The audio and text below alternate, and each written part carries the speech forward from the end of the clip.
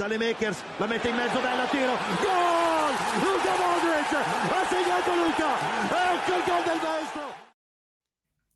Hello everyone and welcome to another episode of the SempreMilan podcast. I'm your host Oli Fisher, joined once again by Anthony, the inconquerable Torgrud. Whoo, inconquerable.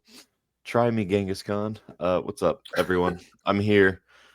I don't have a response, but He would try you, would Genghis Khan. he would, and he would was win. the kind too. of bloke. Yeah. We're here. Inconquerable, very much like our defence at the moment. That's kind of why I went for it. But yeah, we're obviously going to talk about the most recent game, big 3 points against Lazio. This is one of the rare 3-game episodes of the season. Obviously, with having no European action, but this time we've got a Coppa Italia game to talk about, and also the next Serie A fixture, which is one of our few Monday night games of the season against Torino away from home, which hasn't been a happy hunting ground for us. More to come on that. But before we dive into this week's episode, I want to say thank you, as always, to our founding members. They're scrolling across the bottom there.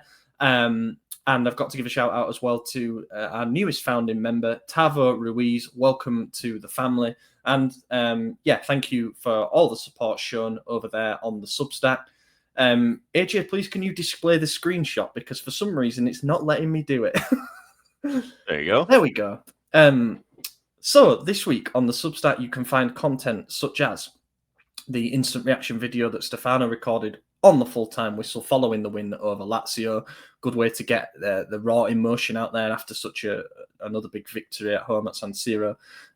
You got 13 minutes there of Steph giving his thoughts on the game, on the whistle, as mentioned. Isaac's most recent bonus article, player signings and what else, how the new stadium will help Milan compete. The title kind of explains there, but it's not just about the revenues that the new stadium that Milan and Inter are building together will bring in. It's all of the intangible things that you might not have thought about that will lead to hopefully a more virtuous cycle for the club moving forward. I would recommend reading that. He did a great job with that one. The most recent pub chat was on the Maignan dilemma mostly, and then there was a bit of a Lazio preview there. I always say go back and listen to those because you can hear how if they managed to successfully predict how the game was going to play out after the fact. They also speak about the contractual situation with Magic Mike, who was decisive again at the weekend. So we kind of backed ourselves into a bit of a corner with that one. Most recent bonus podcast that me and Ben did while you were on vacation. Did you have a good trip? It was a trip. A trip was had. Brilliant. Yeah. Speaking of trip, ecstasy is in the title there for that video. Misery to ecstasy. It's about our record in the 6 pointers, the direct clashes, the head-to-head games, whatever you want to call them. How much it's improved from last season. We compared the numbers from the games from last season to this season, and of course we would go on to put another tick in the column with the win against Lazio. So. Positive spin on things there. And then the newsletter, Isaac doing something on a similar topic, how our record in these big games has improved. And in that, you get a bulletin which has the main stories, recap of the youth teams and the women's team and things like that. Go check it out. Try a week for free. We're in the season of giving out. We went into December. I don't know where this year's gone. Honestly, it's flown by. But we're in December now, so maybe treat. I'm not sure why you'd be listening to this if you weren't a Milan fan, but give the gift of Milan to someone else. There's that one Inter guy who loves to comment. Yeah, there is. Yeah, if you're still here, given probably things not have anymore changed since he used to comment. Yeah, let us know. Been about 6 games. But you can give the gift of our Substack subscription to someone, given it is the festive season. All right, you can remove it now. So I think this is going to be a problem moving forward. I don't know what. Don't clear your cookies, everyone, because it messes everything up. And now I don't have logins for anything anymore. But we're going to talk about the big victory against Lazio, of course, first and foremost on Sunday night. We could probably copy paste here what we've said about a couple of games this season. The Roma game. The Inter game, of course, as well. But these 1-0 home wins are racking up nicely. There it is. Sorry, guys. They got this stupid 10-second timer that they added by default. God bless StreamYard. Who thought that was a good idea? Yeah. It's almost as if we should have manual control over when something shows right. and doesn't show.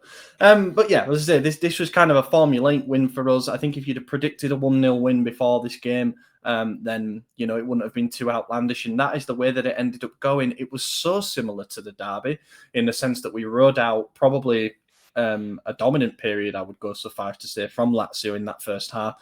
Maignan makes a couple of smart stops in that, and then we strike before the hour mark after a better start to the second half, and then we sit back and we defend it. Peak Allegri ball, it continues. Yeah, it's I mean, it's what you expect with this guy, right? Like, good goal, fun little goal. Actually, it was an incredible goal, to be fair. The team build-up aspect, again, starts from Modric, pings around a few times, finds its way to Leao, and Tomori with the official assist, but everyone was involved in that, and fantastic. And then we just sat back, held on, and I didn't actually feel threatened until the penalty incident, which we'll get to. But overall, outside of the big save Mike had to make in like the opening minute, to be honest, from a free kick, I didn't feel like there was anything the Lazio was doing. And in past seasons, specifically last season, if you have a 1-0 lead, it's not enough, right? So when we're entering, the final 10 minutes or whatever it is, last season I'm getting worried because I know we're about to concede. This season I don't have any fear, and that did change, with the review at the end there. But obviously, like the title of the bonus, misery to ecstasy. It was one of those bits, and I don't know. I mean, are there incidents we want to talk about before we get to that? Yeah, well, like before we dive into these podcasts, right, I tend to do sort of a bullet point list of major incidents in games so I can, try and stay on course chronologically and stuff. I've got 4 things for this game. Like that's it. It was pretty uneventful for the most part. And I think towards the end of the first half, when Lazio's dominance had started to fade a bit, but we weren't doing too much going forward, it was a bit like the derby in the sense where I was like, there's not a lot of quality happening here. It was getting to be a bit of a tough watch. But if you throw up the screenshot there, I've done of the Maignan header save, just absolutely incredible. So Lazio get a set piece. It's inside the opening 60 seconds. A bit of a sloppy one to give away because you're instantly allowing the away team to in theory, they could generate a high pressure situation or a good scoring chance, and that is exactly what happened. There's something that was picked out in our tactical analysis, which you can go and read on the site. Obviously, we can't display the clip because we'll just get a copyright sting. But the difference in approach from the two teams defending set pieces, we defended with a way deeper line than what Lazio did for free kicks in similar areas. And this one, I think we were just a little bit too deep. And it's Mario Gila. Mario Gila, who rises highest at the far post and he heads it back across goal. It's a pretty good header. You can sort of see if you're watching in the top part of the screenshot, it actually probably would have gone in the middle of the goal. But that doesn't really do justice as to how good the save was because Maignan has backtracked towards his far post. And then he has to leap back across his goal and he makes a fantastic fingertip save. It's one thing getting a hand to that, but it's another thing making sure you don't just tip it into the roof of your own net. He strong hands that away in an incredible way. Kind of like the Lautaro one where he tipped it onto the post. It's just, the ability to claw that out when the ball is basically behind you at the moment where you're parrying it is just nuts. And that is him bailing us out of a difficult situation early in the game again. World-class save. Yeah. Give him whatever he's asking for, honestly. I mean, I know they did the pub chat on it, but it'll be a sad day when we lose Mike. This season specifically, he stepped up, and I'd argue he's done better this season than the Scudetto winning year. Mainly because he stayed fit the entire first half. So there's that, But incredible save. And that was it. They didn't have anything else. I mean, genuinely, I can't think of another moment where. Did they have another shot on target? I'm actually asking. I don't know. Yeah, there was one where Zaccagni rinses. I think it's Tomori down the left side of the box. He nutmegs him. Yeah, and then he opens himself up as he does. He's right-footed, and he tries to go far corner, and Maignan like gathers it at the second attempt. Now, I think if he raises that shot and maybe goes top corner, we're talking about a different outcome. But also, it turned out that Zaccagni had taken a bang in the knee like not long before that, so perhaps wasn't the moment for his most powerful shot either. But that was the only other time where I had my heart in my mouth, really. So for all the possession that they had, and we know what a Sarri team is like. They tried to beat teams, but doing it the right way. They play with certain principles, whereas we're just like, if you want the ball, you can have it, and we'll pick our moments at the other end. And so it proved to be again. The other thing that I've got for out, I want to give you just you mentioned Sarri, so I want to give you a very, very convoluted but interesting stat. So Maurizio Sarri, as Lazio manager specifically, playing against Milan at San Siro, has now lost 12 consecutive games. Wow. Yeah, That is a he's good never stat. beaten us at our home in the league. So Wow. doesn't count cup games, European, doesn't count away, but hey, we'll take it. Yeah, absolutely we will. Yeah. And I guess it sort of played out. Now, this is one of the things where I think, or should I say, it's one of the games where the approach taken could perhaps divide opinion. Now, all that matters is that when the full-time whistle goes, we are celebrating 3 points, right? And, you feel that, especially with the late drama that happened in this particular game. But I think, you can sort of acknowledge that Roma had had a fantastic start to the season and were a very tough nut to crack. They had an incredible defensive record. That was always going to be a cagey game. They'd have their moments, and we'd sit back and soak it up, and we'd try and counter-attack. Inter, as we kind of highlighted in a bonus pod beforehand, the script has flipped in that particular fixture, and now it's Inter try to take the game to teams, and we're happy to play the chess match a bit more. But then there are certain teams from a level downwards where I think you could become a bit frustrated with us allowing them to have 60% of the ball and allowing them to pretty much dominate the game territorially, most of the game to be spent in our half. But thankfully, I just don't think that they were able to sustain quite a high pressure start, which is what it was. We grew into it as we have done in some of the other games that we've mentioned. I'll just remove that. And we had a half chance just before the halftime whistle. Bartazagi loads up a cross from the left side, and it gets flicked on actually by Nkunku, who was nowhere near directing it goalwards, but he still gets ahead to it, and it falls to Tomori at the far side of the box, and he volleys it, and it kind of flashes wide of the far post. But that was the first time that we'd really got numbers into the opposition box, and we started to see a bit of a blueprint there of how we could hurt them. Now, could you display the screenshot, which is the build-up to our goal? As you can see, there is 50 minutes and 53 seconds on the clock there. We are in a position where, if you're listening, not watching, Luka Modric has the ball in, I don't know, you call it, about 35 yards out, 40 yards out, something like that, over towards the right side. Salamakis is hugging the right touchline. And then you are looking at... you got Tomori running up on the side of Modric. You got Fofana on the edge of the box. And you've got Leao, Nkunku, and Rabiot, I believe it is, that are occupying men on the far side of the box. We score within 5 seconds of this moment. And about 4 passes, too. Yeah, and that is how quickly we were able to cut them open and move the ball. What I wanted to pick out with this is how good the space manipulation is. By having those 3 players on the far side of the pitch, you're still attracting a man. You can see Guendouzi there on Nkunku, and I'm not really sure who the others are, but you're still attracting a man, but you're opening up that space there on the right side of the box. And the way that the ball is worked wide to then go back into Fofana, as you say, Tomori makes that run down towards the byline, cuts it back, Leao scores. All that happens within 5 seconds of this moment. So it's all right saying that we don't play good football, that we're agricultural, that we're pragmatic, and that we're relying on maybe luck to win games, but you have to be quality to pull off a training ground move like this, which is what the players said after the game that it was. Leao said that this is something that had been worked on in training, and to execute it with the quality that we did, it was just watching it go bang, bang, bang, bang into the back of the net. It's like, oh, wow, where did that come from? But it shows that we are capable of it. And when you are able to create that one moment per game, and when you're not conceding goals at the other end, it's a pretty good recipe to be honest. But I thought that this was a gorgeous goal is when I'm going with that. And it is nice to know that we're working on routines.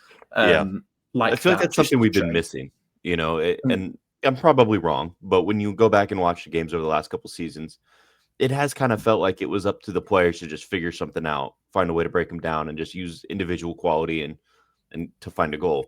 Whereas now you could see, like you said, the pragmatism, the plays, the training ground stuff, and it works. It's better, right? Like we know that this makes more sense to do in games. That's why Allegri's won as many Scudetti as he has.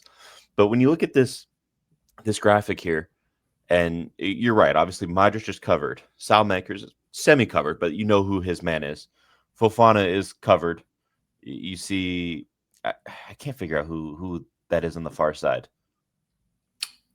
Rabiot, okay, he's got a man there, and then Nkunku has got Guendouzi on him. Oh yeah. Then you get Leao.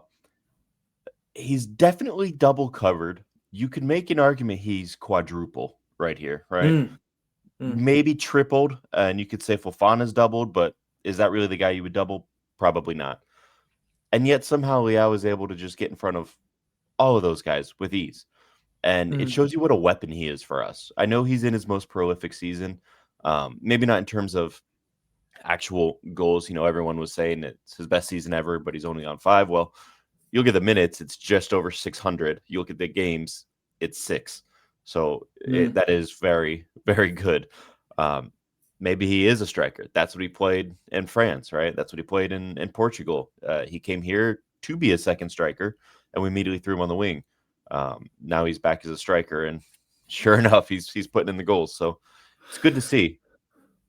To that effect, can you display what I've just dropped into the studio here about Leao? This is a graphic from Sky. You mentioned about it being his, potentially his most prolific season. The numbers back up that so far it is. He's on 5 goals after 13 league games this season, and he's only taken 629 minutes to get there because obviously he's missed a fair bit due to injury. The only other time that he matched 5 goals in 13 games was 2022-23 season. So obviously he won the Scudetto MVP award. MVP award in the Scudetto season prior, but his numbers the season after were actually better. But yes.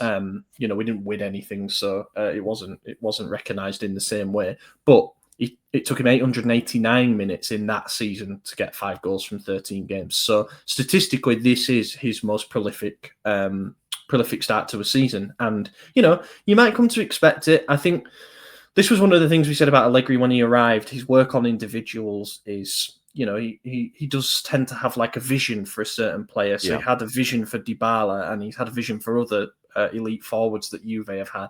But it's just day one he arrives and he's like, no, I see Leao as a striker. And we kind of have to trust the guy because of his track record. And we're now starting to see it bear fruit. I think this was a proper striker's goal to make that move to kind of crash the net, a few yards out for him to hammer it in.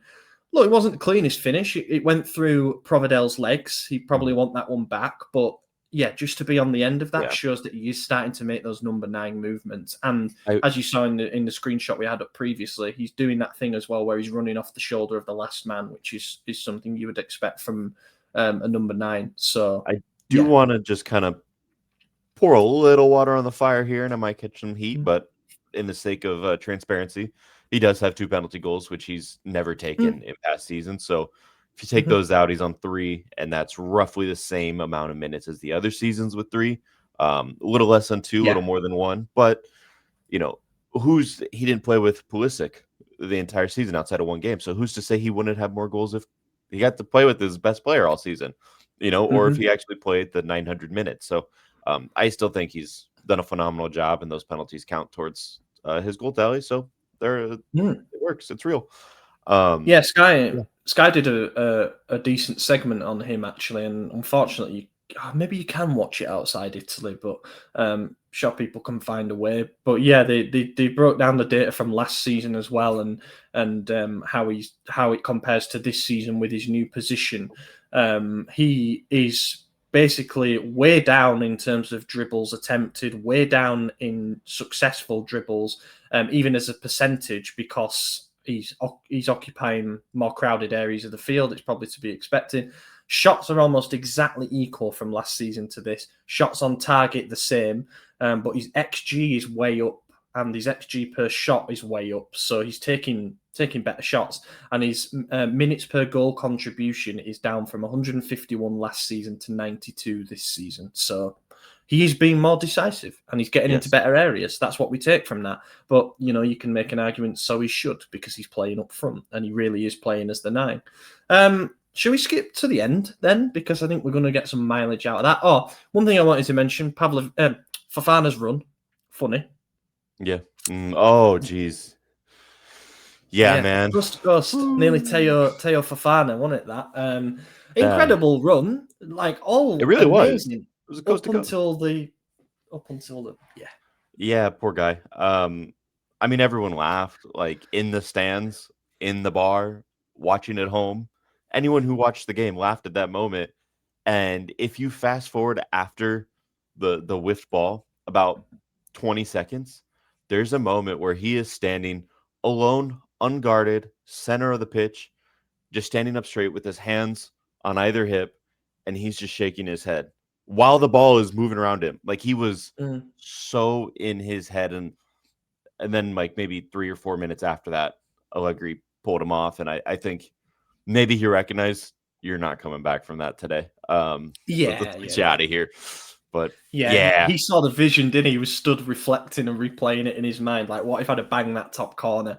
I never had any conviction that he was going to bury that, to be honest. However, if he has that run and it does go in, sliding doors moment in it, I just wonder if we could have started to see a completely different player off the back of that. Because, as I said, it was a very impressive run. And it kind of feeds into what we've been saying week after week on here, that he's a brilliant player between the boxes, or rather, he's a very competent player between the boxes, and he does a lot of things that people don't talk about. That kind of proves it. He walks it the length of the field from the edge of one box to the other, and then when the moment comes, it wasn't his way. Yeah. To fall over while shooting is quite funny. The thing with Fofana, and this is what makes him so frustrating, is because on the ball, he's not very good, but his off the ball is so good, and that's why he's always the one with it, because he's always where he needs to be.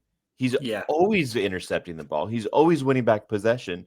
It's just the moment he gets possession, think of the worst possible outcome, and that's what he will choose every time.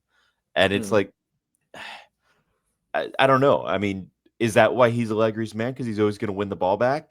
Probably. And then you just know, like, okay, Fofana's going to win the ball back. Someone needs to be near him to receive it once it's toe picked away from him 3 seconds later. I don't know what the solution is there, but he will always win the ball back, and good on him for that. He just needs to start doing something with it. Yeah, I think a lot of successful teams have not a player like Fofana, like, don't jump to conclusions with what I'm saying here, but a lot of very successful teams have that player where they're a workhorse, and that's what they do. They facilitate the others being good. So in this particular case, I think Fofana covers so much ground that he kind of shields Modric in that deeper line playmaker role, but also allows Rabiot to gallop forward at various moments of the game. He's not a bad balancer to have for the midfield three. The problem, as you kind of alluded to, is that he seems to be a magnet for the action. The game seems to follow him a bit. And when in both boxes, particularly going forward, it's not in a good sense more often than not. It's tough. But I think that it's going to take something pretty special to bench him at this moment. It might be Ardon Jashari. Like, it could be that he just, when he comes back and he gets his fitness back, it clicks. He's does the same in terms of the dirty work and the unappreciated work, but he's got more quality on the ball. Like, that might be what it is. That might be what our midfield evolves into. But for now, I think Allegri really likes Fofana, and we are not going to see him. He racks up a hell of a lot of minutes as well. And touch wood, this could age terribly, but he seems to be very reliable physically, So it is what it is. We're winning games, and he is a component of that. I think it's now transitioned from we're not like winning games despite him anymore. We are actually winning games, and he's there and he's involved and Yeah, stuff. yeah. But yeah, I just wish that had gone in for him because it would have felt like a weight lifted. And I do hope that he gets a goal soon, just to prove to himself that he can. Let's fast forward 94th minute. Is that right? Something like that. 94th? Yeah, 94th. Yeah, I think it was the 4th of 5 added minutes. it was. And the Lazio game are getting went into the 14. desperation stages of just loading balls into the box and trying to be direct, not having a go at them for that. Every team does it. And yeah, a shot comes in from our former captain, Alessio Romagnoli.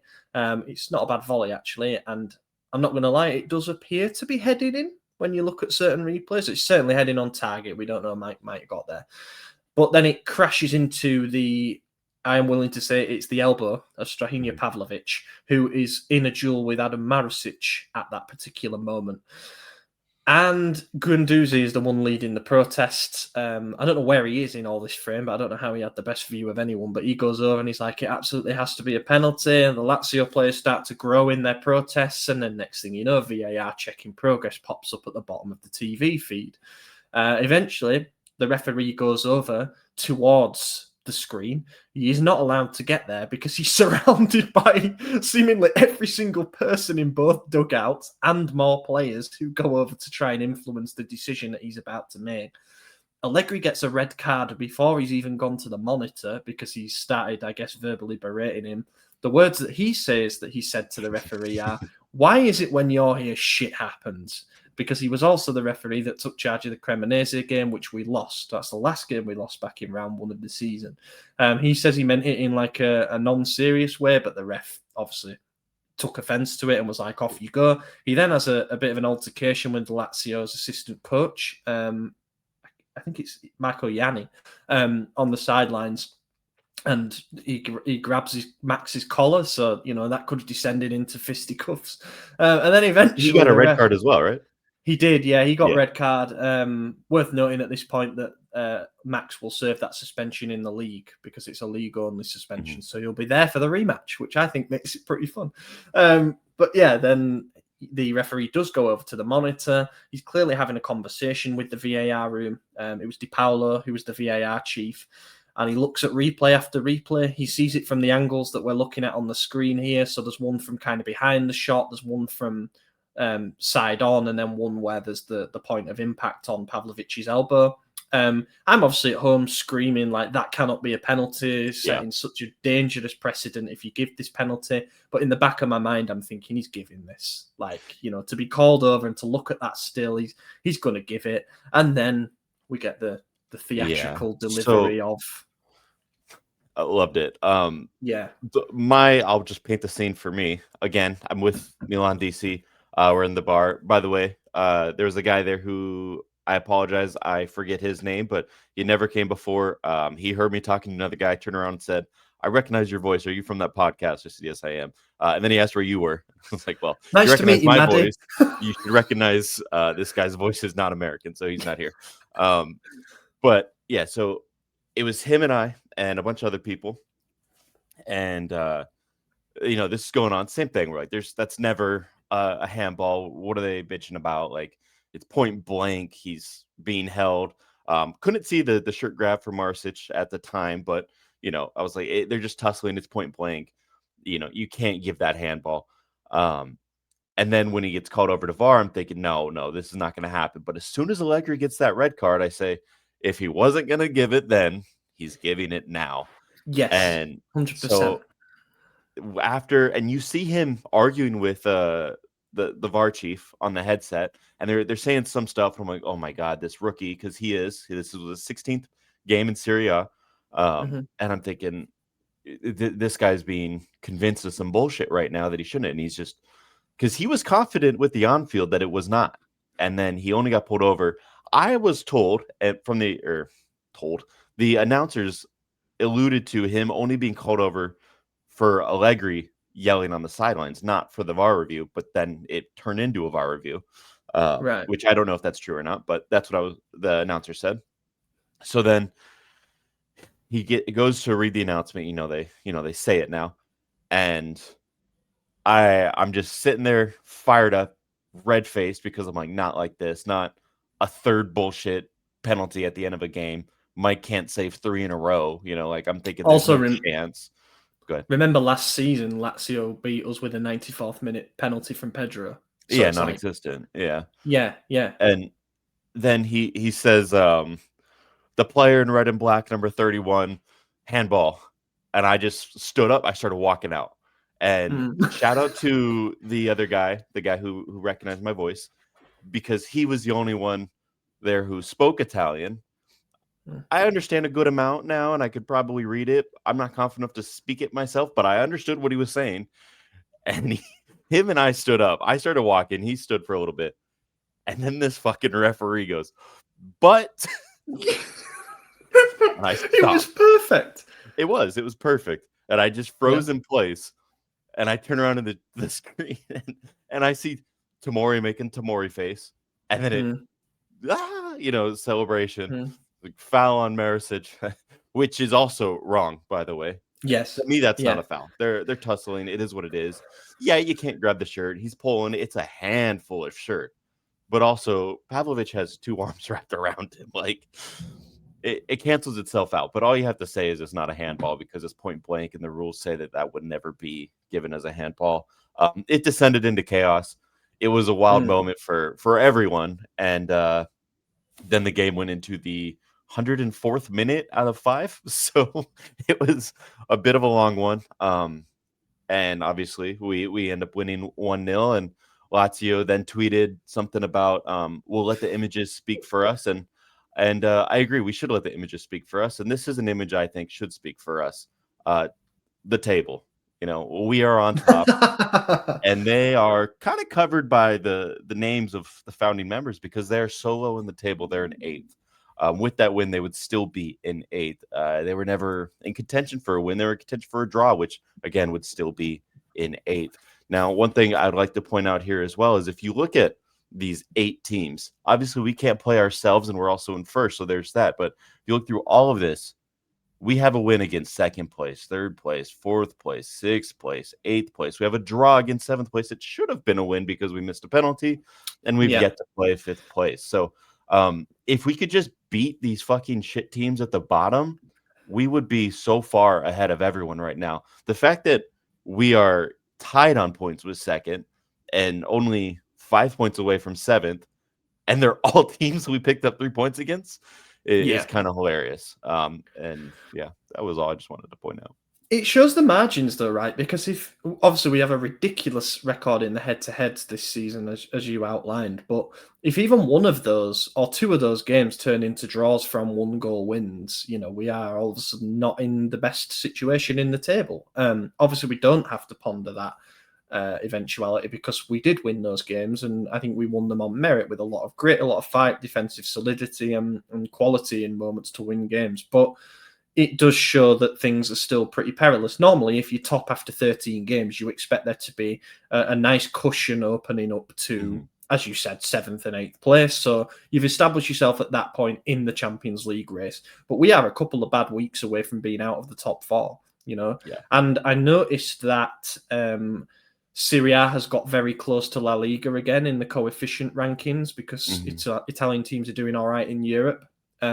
So it might be that we get 5 spots this season, but for now you have to presume it's going to be 4, right? So we know that's the primary objective, and to have won 8 of our 13 games and to have lost 1 of them, but to only be a point above 4th, I think is 4 points above 5th. But yeah, it's very congested there, and obviously we took advantage too, it must be said, of Roma losing at home to Napoli, which again threw the cat amongst the pigeons in terms of now us having 4 teams separated by 1 point. It's just the remarkable contrast of how the teams have got there as well. You look at us, we scored 19, let in 9. Roma have scored 15 goals in 13 games, and yet they've had a good start and they've lost 4. They're without a draw. Inter are without a draw, but they've scored 28 goals to our 19. It's just there's a lot of different styles going on, and I think it's making for a fascinating race. And that's the other thing about Roma. I know they were top the start of the week and had potential to stay top, but you look at their 4 losses, and this is why I think they're going to drop off by the end of the season. It's the 3 teams above them and the team in 6th. they're losing the head-to-head, the 6-pointers. That's why we're up top, is because we're winning them, but we're dropping against the smaller teams. But Roma cannot compete with these top teams. You know, they are doing a fantastic job against everyone else. And it quite literally is Gasparini's Atalanta just reskinned. It's the exact same team, same results and everything. Maybe worse against us. That's about it. But another fun stat to throw your way: in the last 10 Serie A seasons, 8 of those seasons, the team in first place after 13 played has won the Scudetto. In one of the 2 where it wasn't the first place team, it was a second place team. In the only outlier, it was a 7th place Juventus led by Max Allegri. So, I remember that. They started the season awfully, didn't they? Yep. Yeah, and then they went on to win like 15 of their last 15. Post-Christmas, I think they won all but one game after Christmas in the league. It was ridiculous. Right, there you go then. So there's form for this. And also, we have kept 7 clean sheets in our first 13 games, and the last time we did that was 2006 or 7. Sadly, there's no Champions League for us to win this time, and we did not win the league that season. However, it goes to show how good our defensive record is. You know, I always said that I wanted us to average below 1 goal conceded per game. To say that we let in 6 goals against Cremonese, Pisa and Parma, and yet we're only on 9 overall. Like, I'm happy because we've got this platform to build from, right? I think winning the games against the teams around you is great. And if the thing that we have to fix is winning the games where we get ourselves into good positions, but we don't quite see it over the line, I think that's better than the Roma situation where they just can't find a way against the better teams in the league. But at the same time, it just goes to show if we'd have had the results that you, the results you might expect against Cremonese and against Pisa and against Parma, we'd be off. We'd be sky high. Yeah, we'd be well and above. And you know, one more point I want to bring up is every rival fan, Inter, Napoli, Juventus, all of them keep saying, "Oh, 1 game per week tax" or whatever. So yesterday, and I put this in the chat, so this will probably be annoying to hear again for you because everyone said don't let them get in your head. I guess I was spiraling. I don't know, but I saw it so many times yesterday that I was like, you know what, I got to look into this. So I looked. Prior to the derby was the international break, so we had 15 days of rest. Inter had 14. Prior to the Napoli game, it was just a normal week. They had 6 days of rest. We actually only had 5. Prior to Roma, they only had 4 days of rest. We had 5, but that was because there was a midweek Serie A game that both teams participated in. Prior to Lazio, they had 6 days of rest. We also had 6 days of rest. Prior to Bologna was an international break, so they had 15 days of rest. We had 14. Prior to the Juventus game, they did have a midweek game, and they had 5 days of rest, but we had 7, so it wasn't that big of a difference. They had the early midweek game.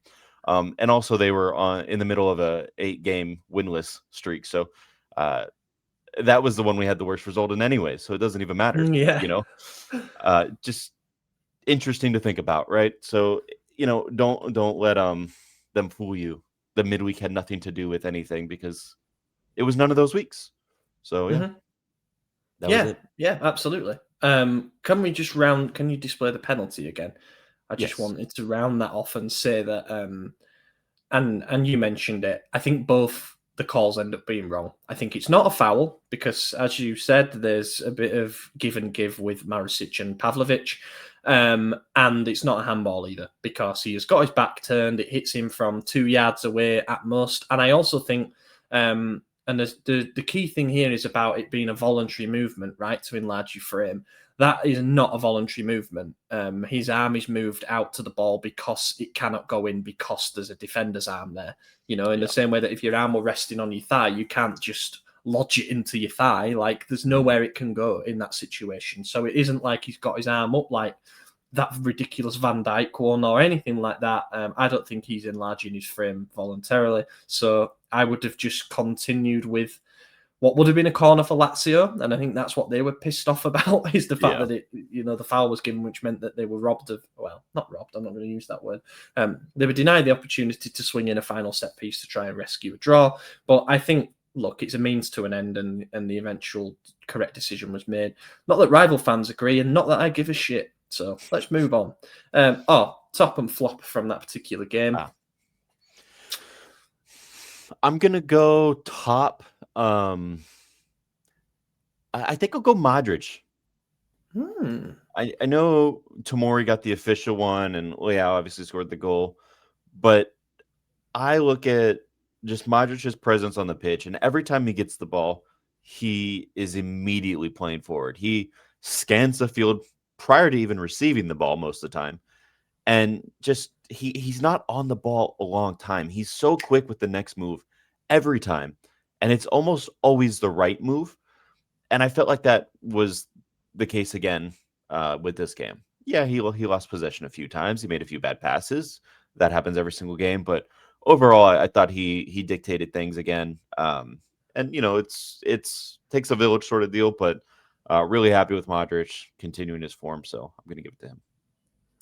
Yeah, I am going to give it to Tomori. I know that he had one moment in the first half where defensively he could have been a little bit better, but I thought it was another outstanding game from him. He kind of took up the Pavlovic role in this game, so I think where teams have now begun to start expecting Pavlovic making these darts forward towards their box, Tomori did it a bit more in this particular game, and you see it for the goal. It's a lovely cutback, but I think, Zaccagni is their main weapon without a doubt, and I think for the most part he did a good job in neutralising him, and obviously he has a big hand in the winning goal. But there were a lot of shouts. I thought Bartazagi, he's deserving his flowers more and more every single week. Yes. He has been outstanding, and every single delivery that he put in this game was into a dangerous area. And you just wonder how many more goals we might have if we had a proper number 9, a physical number 9 to sniff these chances out. Because when you're lumping it into Nkunku, who is trying his best to win things, and, Leao's still not really there in terms of being a focal point target man. But yeah, Bartazagi, his work up and down the flank was exceptional, and his work going forward was good as well. Flop of the match is a difficult one, to be honest, because I think this was the kind of game where you couldn't afford a disaster from anyone. But I am going to give it to Nkunku because, it was another big opportunity for him, given Pulisic's absence, and he didn't really get going again. There were a couple of moments where he gets on the ball and he's got space to dribble into. He just looks so off it to me. He doesn't look like he has that zip and that pace and the quick change of direction, even the physicality to battle in certain moments. It just doesn't seem to be there. It's like he's playing at 50% constantly, and who knows, maybe he is, but he's had more than enough time to get up to fitness now. And I just wonder if there's some lingering issue with him, or if he really is just not in a great headspace in terms of, finding some confidence from somewhere. But yeah, I'd have to say him. I thought he disappointed again. Yeah, I think that's a good shout. I'm at the point now with him where I would prefer to see Loftus-Cheek starting if Pulisic and Santi are out. Not that Santi's done anything either, but I just feel like at least with Loftus-Cheek, you could play like a 3-6-1 or a 3-5-1-1 and have him behind Leao. At least he's big. He could receive those headers, and this isn't Nkunku's fault, but he's small. He just isn't winning any of those long balls from Mike, right? We've seen it. Yeah. We know Loftus-Cheek could. We know Loftus-Cheek can move the ball. That's what he does best. He just gets it from one end to the other. Obviously, that's better in the end of the game where he doesn't have to pass it because that's where he struggles as well. But I am at a point where I would rather just see Loftus-Cheek pretend to be a striker than Nkunku. Yeah. The other mention is Fofana just because of that run. But overall, look, I'm not saying he had a good game, but it was one of his better games overall, which is a crazy thing to say because it was still, in my opinion, a 5 out of 10. It wasn't. Yeah, I don't think on a relative scale, this is the performance you beat him with. Yeah. I think it was okay. It maybe gets a passing grade. And yeah, good point on RLC. I think now we've got that midfield depth pretty much back to 100%. You can afford to do that a little bit more because before we needed RLC because he was one of the only other fit midfielders. Whereas now you can maybe push him up a bit and you've got the depth still from other options. Right, let's move on. Lazio preview now. The big rematch back at the Olimpico on Thursday night. Round of 16 games, so we're playing for a spot in the final 8. We talked about Lazio's season so far and their summer and everything in the last preview, so we'll just skip straight ahead to the big dilemma for this one, which is we haven't got a big squad, so he can't change every single player. But does Allegri rotate as much as possible, or does he field his strongest team to keep the momentum going and we have a serious shot at the cup this year? I think there will be some rotation. I wouldn't be surprised if Jashari maybe gets a start. Definitely Ricci. I could see Estupiñán coming back in the lineup. Maybe even Loftus-Cheek at striker. Pulisic if he's back. Santi if he's back. One of them. But overall, I mean, you keep the back line. I guess you could throw De Winter in there, but I don't think he does. Unfortunately, with the way the last game just ended, it's going to be a more hotly contested match, right? This isn't just a simple rinse and repeat. This is, there's a bit more to it this time. So, in fact, I would say we're not keeping a clean sheet. I think it'll be a dirty game, 2-1 maybe. But I still don't think Lazio beats us. I don't think they're good enough to do that, even with a rotated team. But Mike's going to start, right? I don't think he's swapping Mike out for Terracciano. I don't see that. Leao probably starts as well. So, yeah, as I sort of said, I don't really think that there is a lot of rotation that we can do. I mean, the midfield is where you can do the most, but the midfield is where we've had the most control, I would say, in games where it matters. I think De Winter is going to come in for one of the back three. And I won't be surprised if Gabbia gets a rest. I'm not saying I would do it, but I think of the ones who's had the heaviest workload, then it might be him. But I think it would be him or Pavlovic over Tomori, because the few times that De Winter's come in for Tomori, I don't think it's looked the best. And I'd like to see De Winter tried as a middle centre-back. We can't play Atakame over Salamanca's because Atakame is out until Christmas, so nothing you can do there. You might play Estupiñán. You might, just because you need to keep certain players ready and in rhythm, for the cause. If Bartazagi goes down and you're having to throw a Estupiñán in there where he's not in the best moment in terms of having just recovered from an injury and found opportunities hard to come by, maybe this is a game where you put him in to prove that he's a very capable backup, could maybe challenge for the starting spot again in time. Then the midfield three, Jashari has to get a start. I would start Ricci as well. And then, I don't know, maybe because Rabiot spent a bit of time out, you can get away with playing him again. The one thing I'm adamant about on this entire starting 11 is that Modric has to get a rest. Yes. I know you picked him as man of the match. I thought it wasn't his best game. In particular, in the first half, he had a couple of sloppy giveaways as we tried to play out from the back. But I do think most of that is like his teammates not offering him a proper option, to be honest. So there's definitely that too. He's levels ahead in terms of his thinking as the build-up develops. But I would just give him a rest, because he started 13 out of 13 games in the league now, which is ridiculous. And I think of that, 12 of them are full 90s. It's not sustainable. We are going to prioritise going for the league this season. We got a game on Monday night, a really tough game against Torino away. So I think you definitely rest him in this. And I'd even go so far as to say, regardless of the result, regardless, if we're a goal down or whatever, you just keep him bubble wrapped for this one. Which I know sounds mental, because we really could target the cup this year with not having too many other distractions, and you would be benching your best player for a knockout game against a team that are pretty good at home. But I just think, you've got to look at the bigger picture here and maybe give him a rest. Pulisic is expected to come back, having missed out with muscle fatigue, so I think he starts, and I would put him in alongside Leao. I think you can start Leao again. So maybe, a cup game, you can get another look at those two up front to develop a bit of chemistry, because that is the front two combo that we are ultimately pinning a lot of our hopes on. So give them a run out in this one.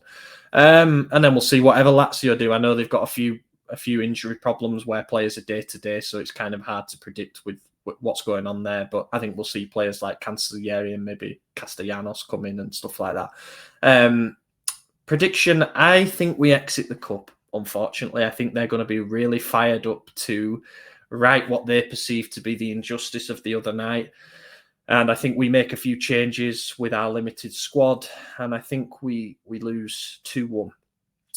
I think we win 2-1. Yeah. I don't think it'll be a fun, easy game. Maybe we get a bullshit penalty at the end. I could see that just being hilarious. I just don't think they're a better team than us. But I do think it will not be a cakewalk. It's not going to be the same, And a part of that is the injuries that we had are going to actually play in our favor in to them not knowing how we're going to play with these players returning. That's true. So we'll see. That's true. Yeah.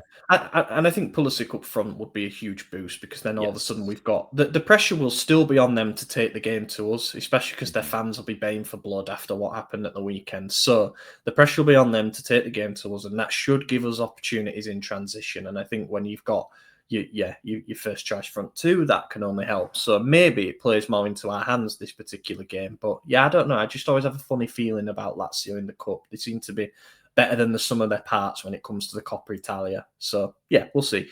Let's move on to Torino. I've got a bad stat for you here. I'm gonna put the image in, and I'm hoping that you can display it. We have won in one of our last 12 away league games against Torino, and that particular victory was a 7-0 win in the season that we ended up going on to finish second.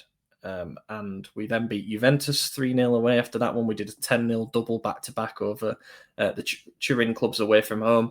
But yeah, it's not a great place for us to go. There's a run of draws there at the start of it, 1-1s and 2-2s and stuff.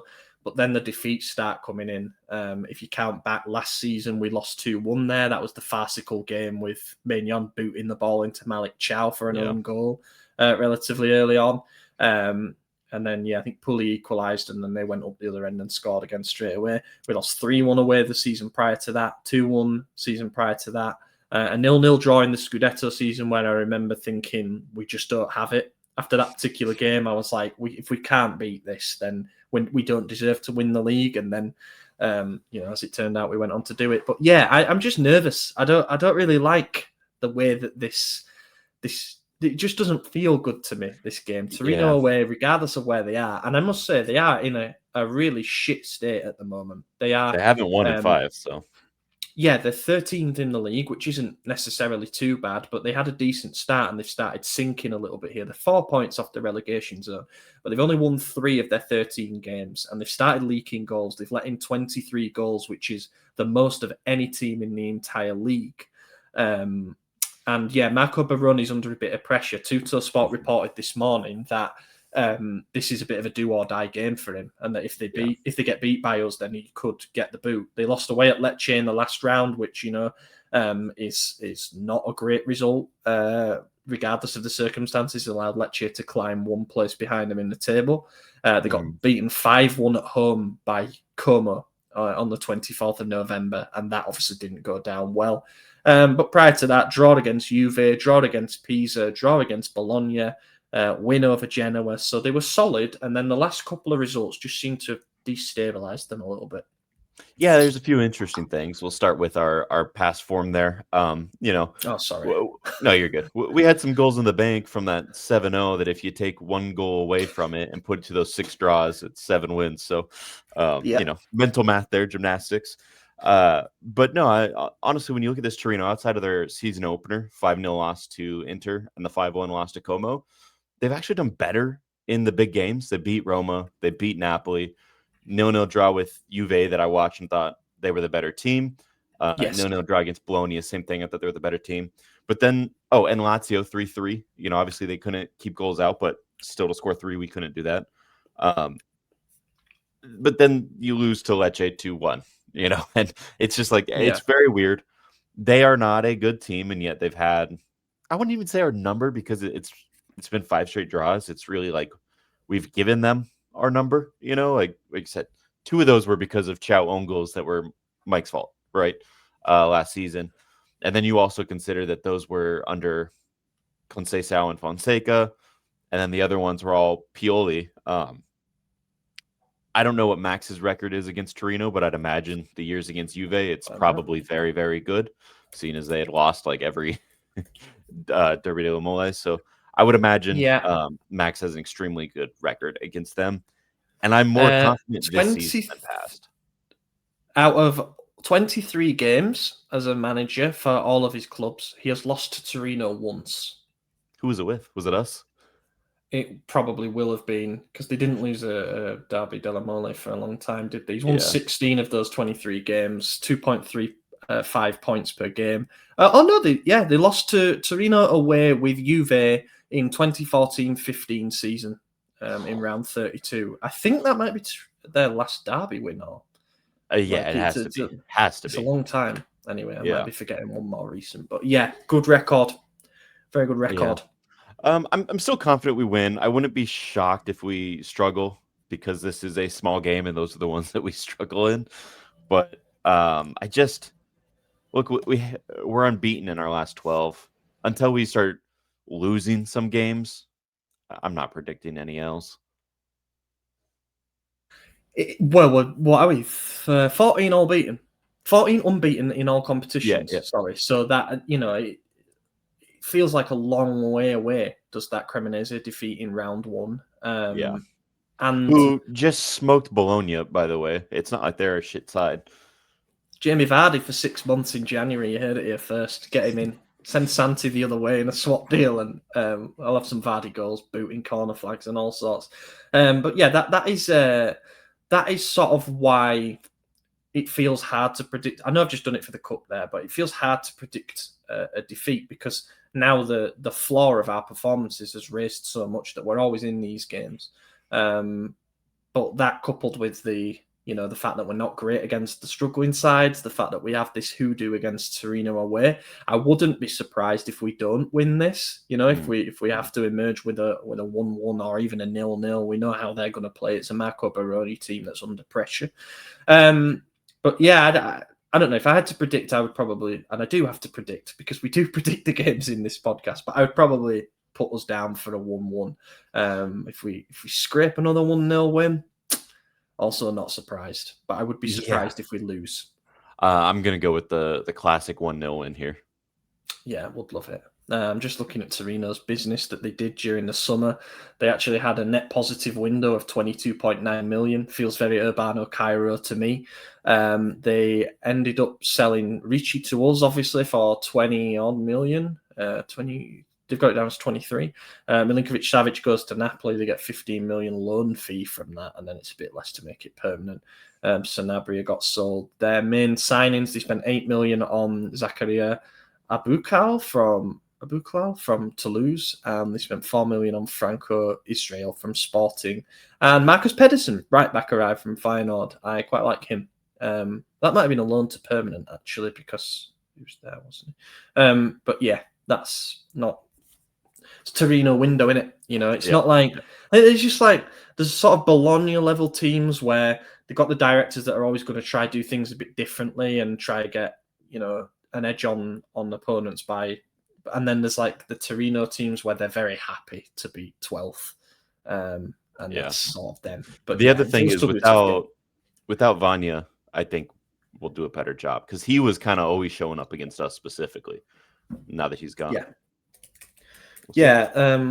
let me just have a look at the lineup that they put out against Lecce. We can maybe expect some changes from this. Israel in goal, Temese, Maripan, and Coco as the back three. Pedersen and Nkunku as the wing backs. Casadei, Aslani, and Genietis as the midfielders. Che Adams and Vlasic up front. Interesting front two, that. Tino Angerin on the bench. He used to play for Huddersfield.